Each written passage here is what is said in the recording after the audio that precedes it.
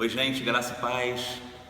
Quero profetizar um dia de bênção, de paz na tua vida. Hoje é a nossa aula de escola dominical dos jovens na Igreja Metodista em Vista Alegre, tá? A gente está trabalhando a questão bíblica, estamos estudando a Bíblia no decorrer desse ano, né? O propósito da igreja, a visão da igreja para 2020 é a gente trabalhar com o tripé pessoal do crente. Que tripé pessoal do crente é esse? Palavra, oração e jejum. E os jovens da igreja, nós estamos trabalhando a questão da palavra. E a gente tem aprendido e estudado sobre a Bíblia. Falamos sobre Gênesis e Êxodo, o Pentateuco, nas duas aulas passadas, tá? E a gente vai estar falando hoje um pouquinho agora para a classe de jovens da igreja de Vista Alegre, sobre o livro de Hebreus no Novo Testamento. Por que eu escolhi o livro de Hebreus? Porque o livro de Hebreus, ele faz uma conexão com o livro de Levítico no Antigo Testamento.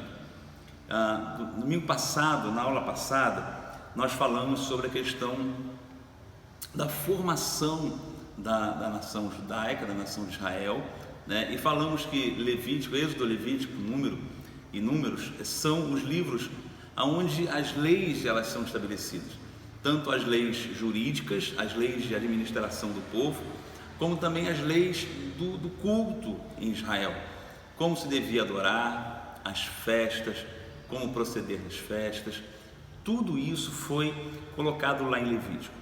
O livro de Hebreus, ele vai trabalhar exatamente o contexto levítico, só que ele faz uma comparação entre o sacerdócio levítico e o sacerdócio de Cristo. Ele apresenta os dois sacerdotes, da mesma maneira que lá em Levítico a gente tinha as funções sacerdotais, como o sacerdote fazia a questão do sacrifício, como ele preparava o culto, né? A expiação pelos pecados, tudo isso está em Levítico. As ofertas, tá? O que deveria ser trazido, o tabernáculo. No Novo Testamento, quem vai tratar disso? Hebreus, um livro que a gente não tem ideia de quem seja o autor, há muitas especulações. Paulo, a gente sabe que não é em razão da escrita, da forma literária de Hebreus, é uma forma diferente da escrita paulina. Alguns acreditam ter sido Apolo, tá? O escritor de Hebreus, mas não há um consenso, isso é só especulação, a gente não sabe realmente quem escreveu esse livro, mas era alguém com profundo conhecimento da lei, profundo conhecimento do sacerdócio e que faz uma comparação esplêndida a respeito do sacerdócio de Jesus. Então vamos lá, Hebreus fala de Jesus, e ele fala de Jesus como sacerdote, e ele apresenta Jesus Cristo como sendo o nosso intercessor, aquele que intercede por nós no trono, junto ao trono. Como o sacerdote, ele era considerado a ligação entre o povo e Deus, né? Ele fazia a intermediação. Jesus, ele é esse sacerdote que faz a intermediação entre o povo, eu, você e Deus. Como é que ele faz essa intermediação? Através da expiação de pecados, do sacrifício dele na cruz do Calvário, tá?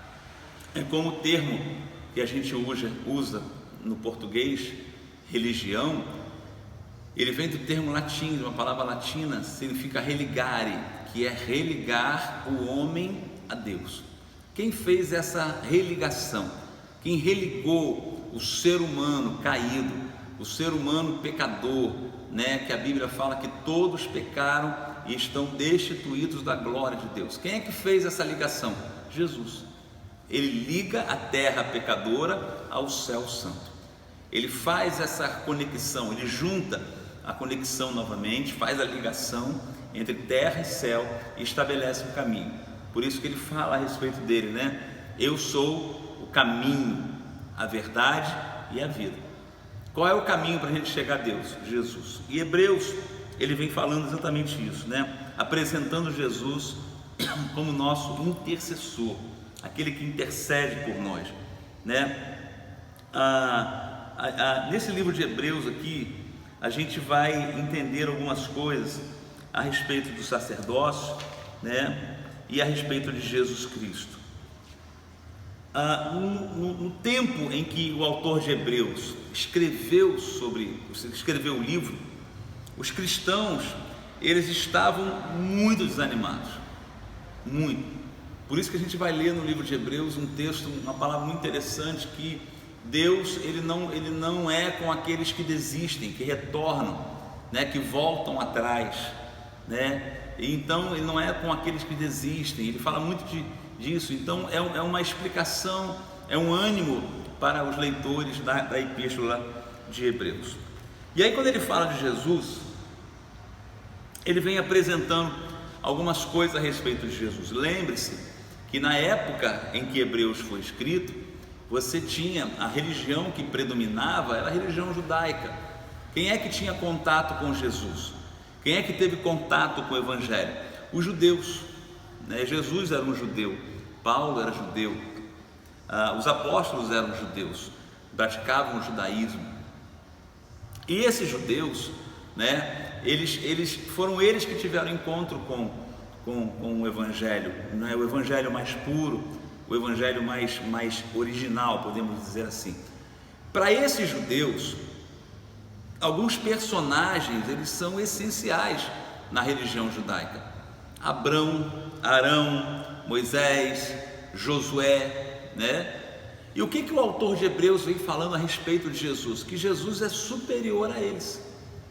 Ele está num nível acima desses personagens bíblicos. Lembra que eu falei na aula que Gênesis, ele termina o livro de Gênesis terminando a história do patriarcado, dos patriarcas, Abraão, Isaac e Jacó. Jesus é superior a Adão, ele é superior a Abraão, ele é superior a Arão, ele é superior a Moisés.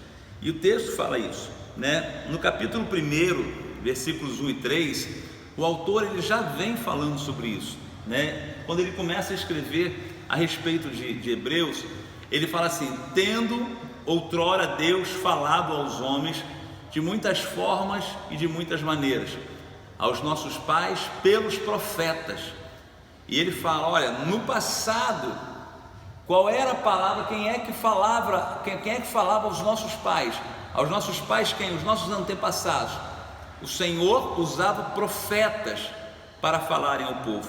E aí ele fala: nesse tempo, Deus tem falado através do Filho. Quem é o Filho? Jesus.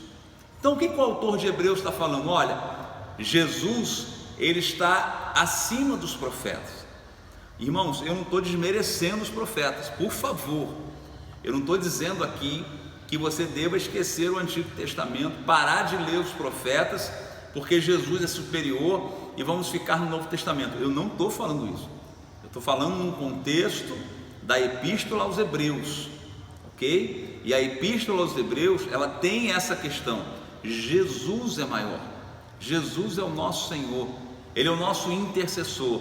Por Ele ser o nosso intercessor, Ele está acima, tá? Ele é superior aos profetas. Não faça confusão com a Bíblia. Eu não estou dizendo que o Novo Testamento e a carta de Hebreus é melhor do que os profetas antigos. Eu não estou falando isso. Eu estou falando de um contexto da carta de Hebreus, ok? Está entendendo isso? Beleza.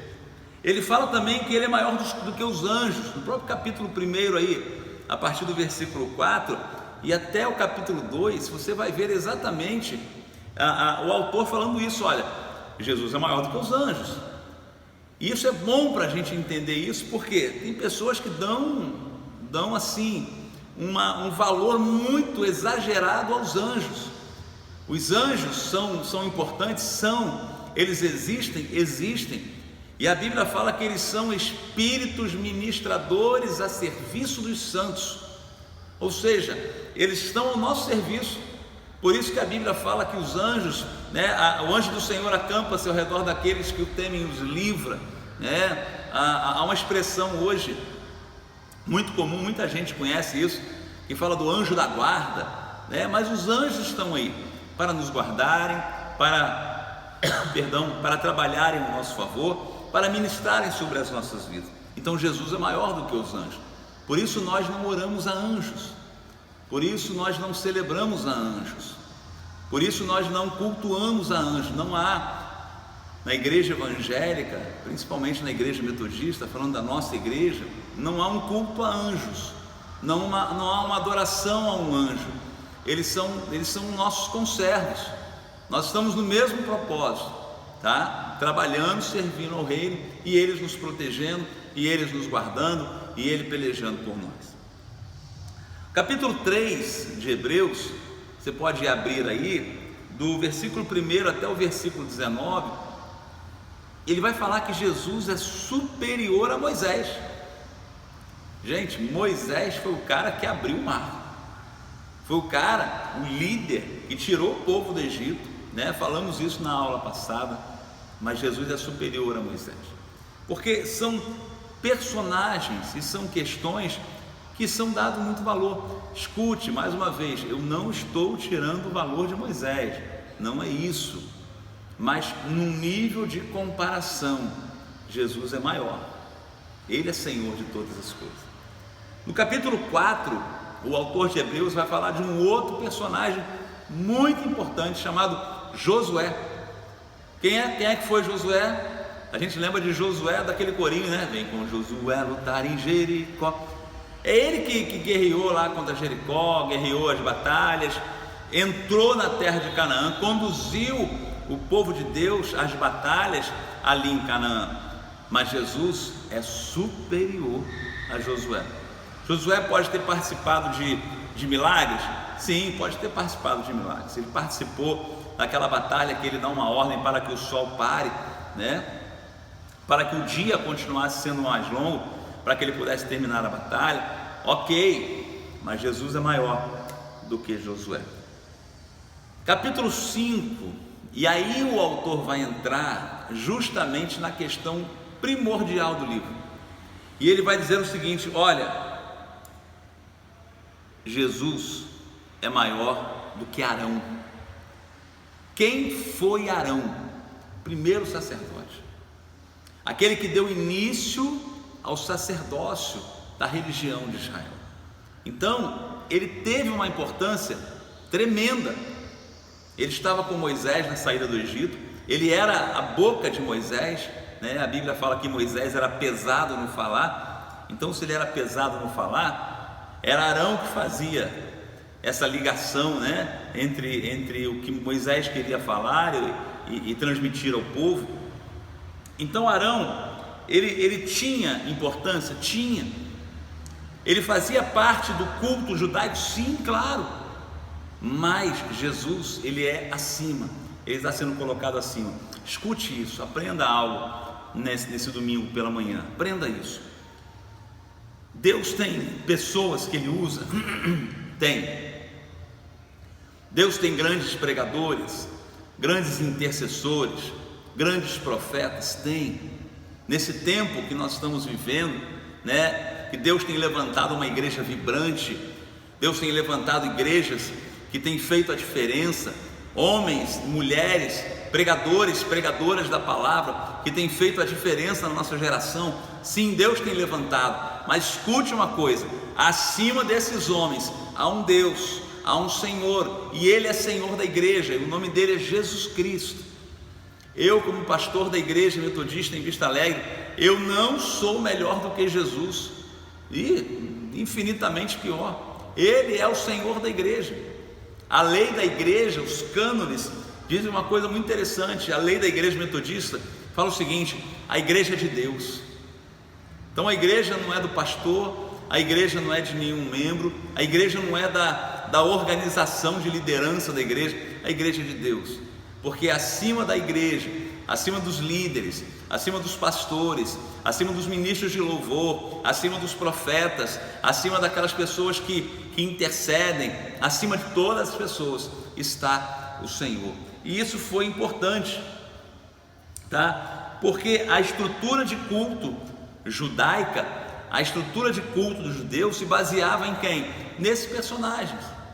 Moisés era celebrado, Arão era lembrado, Abraão, olha, muito cultuado, muito celebrado, mas o autor, e lembre-se que eu falei que o destinatário do livro de Hebreus eram cristãos desanimados, cristãos que estavam cansados, e ele começa a dar um upgrade nessa galera, dá uma injeção de ânimo, né? E ele começa, argumentando a superioridade de Cristo. Olha, Jesus é maior, Jesus é melhor, Ele é Senhor de todas as coisas. Escute isso, irmãos, hoje em dia, como nós temos pessoas que estão desanimadas no Evangelho, pessoas que por algum motivo se desanimaram com a caminhada cristã, pessoas que se desanimaram com a igreja, e eu estou falando igreja mesmo, igreja evangélica, igreja metodista, igreja, seja ela qual for, pessoas que se aborreceram em igrejas, pessoas que entraram numa igreja pensando que fosse uma igreja abençoada e acabou encontrando uma série de dificuldades. Essas pessoas estão desanimadas na fé, estão paralisadas na fé, e a carta de Hebreus é para você, para que você entenda que acima da instituição está Jesus, acima do pastorado está Jesus, acima da administração eclesiástica está Jesus. Ele é Senhor por todas as épocas. Ele é o único que a Bíblia fala que Ele era, que Ele é e que Ele sempre será, tanto que Ele é chamado de Alfa e Ômega, começo e fim, porque Ele é Jesus, tá? Então, qual é a questão do livro de Hebreus? É provar isso. Jesus é maior que Abraão? É. Ele é maior que Arão? Sim, ele é maior que Arão. Ele é maior que Moisés? É. Ele é maior do que eu? É sim. E qual é o argumento, que o autor de Hebreus usa? Eu vou te dar aqui uma estrutura básica do que ele fala a respeito de Jesus. Jesus é filho de Deus. Uma outra característica que ele fala: Jesus é o herdeiro de todas as coisas, é o Criador do mundo, Ele é o próprio Deus, Ele sustenta todas as coisas, Ele purificou a minha vida e a sua vida dos pecados, Ele está assentado à destra de Deus. Isso está no livro de Hebreus, coisa linda. Vou repetir, quer pegar uma caneta aí e anotar? Anota aí. Jesus, Ele é o Filho de Deus, Ele é o herdeiro de todas as coisas.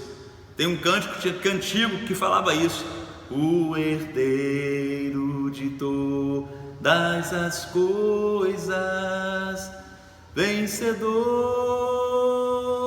vencedor. Ele é o Criador do mundo, Ele é o próprio Deus, Ele sustenta todas as coisas, Ele purificou a sua vida e a minha vida dos nossos pecados, e está sentado à destra de Deus. Resumão sobre Jesus, Hebreus. E se a gente for pensar nisso aqui, a purificação de pecados no Antigo Testamento era feita a partir do sacrifício. Como é que Jesus vai nos purificar dos pecados? Através do sacrifício dele mesmo na cruz do Calvário. Ele se sacrificou por mim e por você,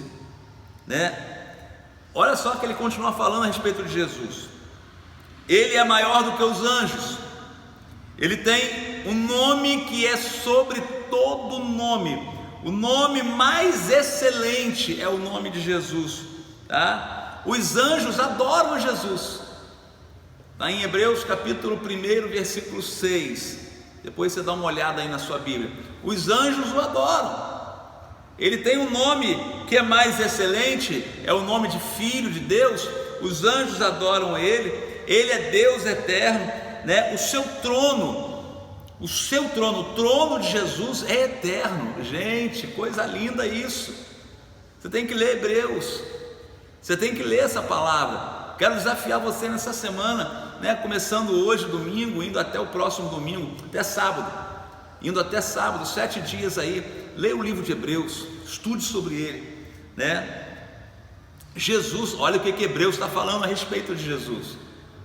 Ele tem o controle, o domínio sobre os séculos vindouros.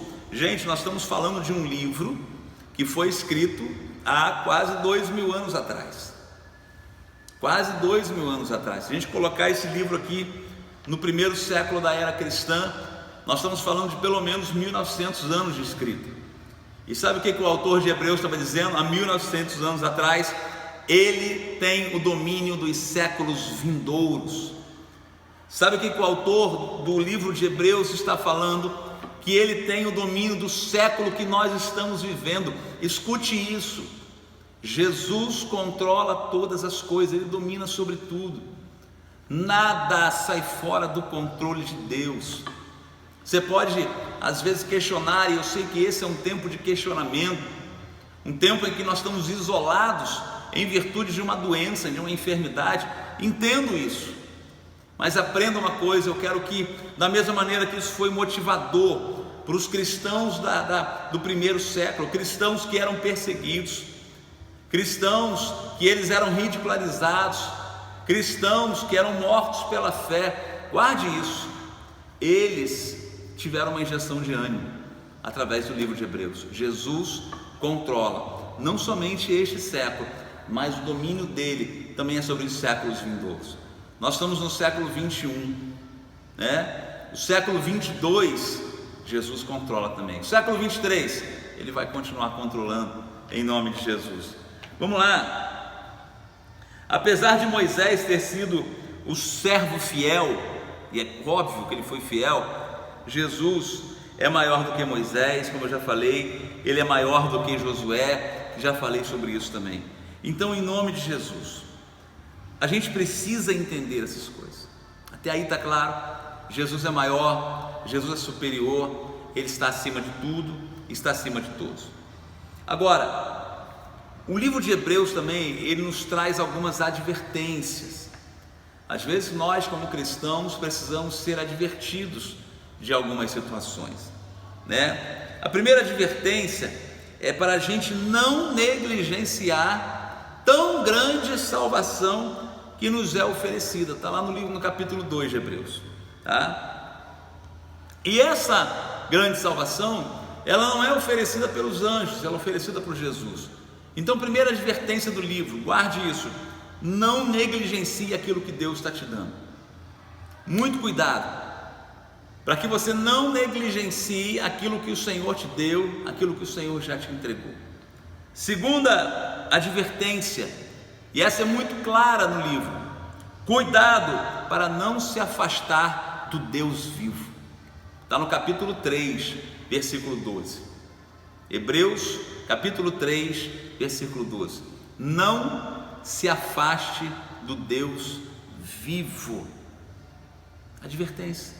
Agora escute só, irmãos, não são essas duas grandes advertências que os homens de hoje, quando eu falo homens, falo humanidade, ser humano, não é ele que está caindo exatamente nesses dois grandes erros aqui, negligenciando a salvação e se afastando de Deus.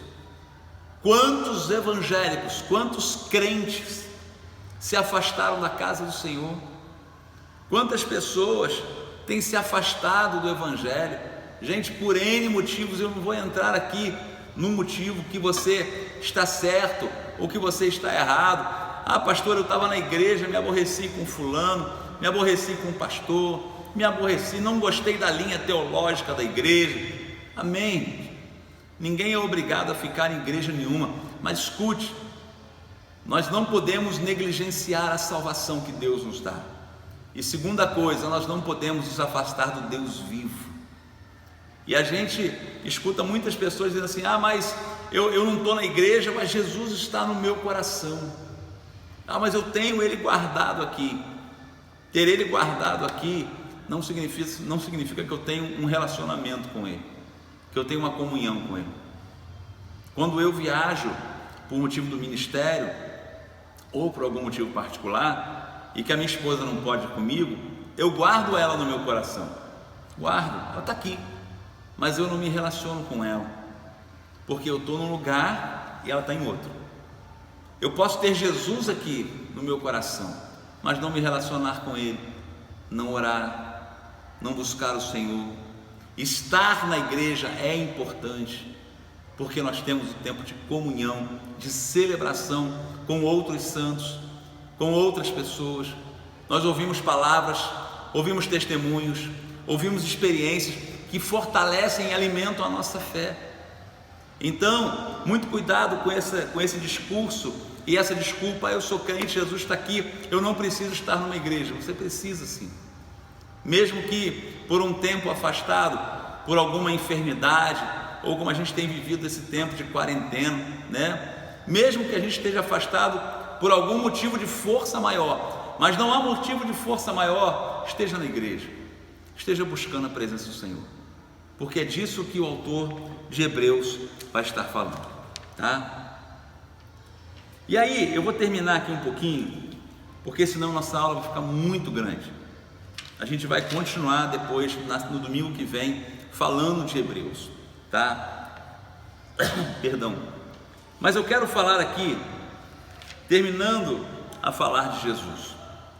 Por que o sacerdócio de Jesus Cristo é superior aos outros sacerdotes? É o capítulo 4 de Hebreus.